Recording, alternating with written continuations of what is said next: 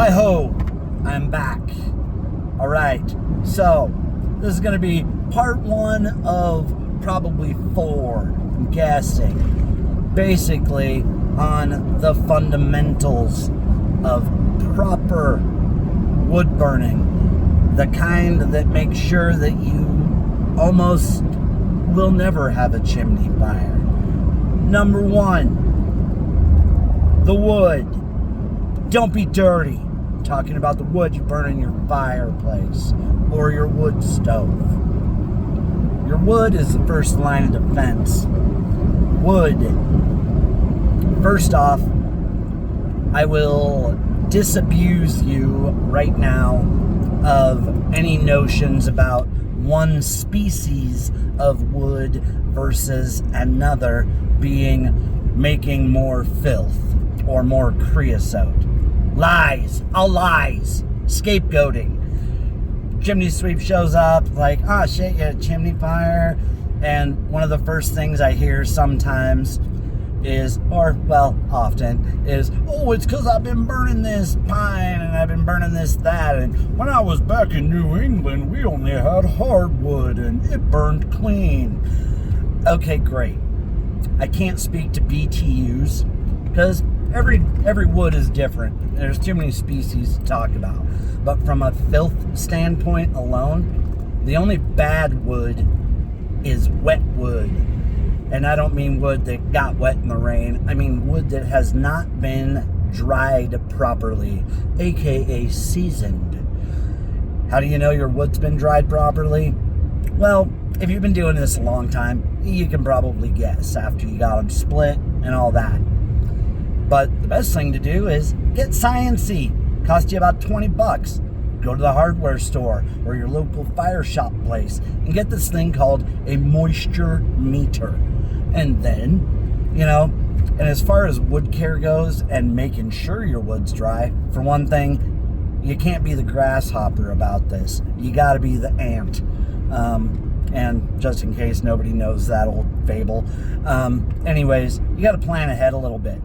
You really want this season's wood should have been drying all summer, and maybe even starting, you should have been out chopping it last winter, or in the spring, and split it up, stack it right so air gets between all the wood and dries it out, and then you're ready for fall and winter with your nice seasoned wood.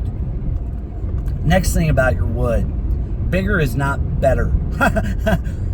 Stop being dirty. Anyways, bigger is not better. Sure, at 3 o'clock in the morning, you might be thanking yourself because you didn't have to get up and stoke the fire or whatever. But giant logs, they're, in the big picture, they ain't your friend. Yeah, they burn slow, but that's the whole problem. They burn slow. Things burn slow, they make creosote more than they make soot. In my experience, if you keep your wood splits to generally no greater than a 6-inch diameter, I know it looks like a piece of pie half the time, but you get the drift. I'm not talking length, I'm talking around. If you typically keep your wood around 6 inches in diameter, and fine, logs, if you got a log and it's 6-inch diameter, don't bother splitting it. But anything bigger than a 6-inch diameter, split that son of a bitch. Smaller naturally burns hotter, and I would rather see you with a stove just piled with 5 and 6-inch diameter logs, like full, versus one giant 12 or 14-inch diameter log. And typically, you'll stay nice and steady. So there we go. Just to review again, dry your wood right, and it doesn't matter what species of wood it is. It'll serve you. Yeah, like I said, species, who cares?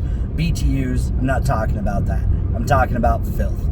From a filth standpoint, if it's dried right and it's burned right, then it's going to treat you right. I'd rather see you go through a bunch of wood versus going through a house. I mean, there you go. Of course, if for some reason that's not practical, then maybe have your chimney cleaned more often than once a year. On average, with most folks I know, and this is people with the most uptown fancy system in the world to people with an old potbelly stove. If they're burning hot with nice dry wood and they get their chimney cleaned once a year, they're perfectly fine.